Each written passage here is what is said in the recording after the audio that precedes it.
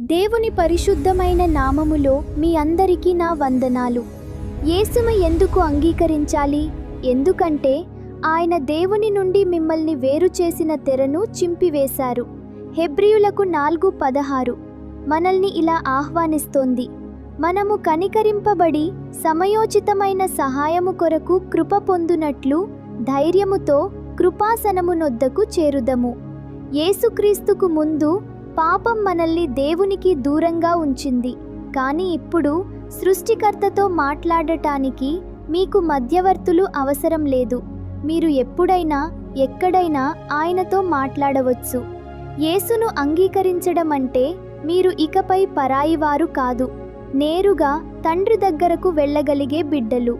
రేపు దేవుడు తన బిడ్డల మొరలను ఎలా ఆలకిస్తారో తెలుసుకుందాం. దేవుడు మిమ్మల్ని ఆశీర్వదించునుగాక. ఆమెన్.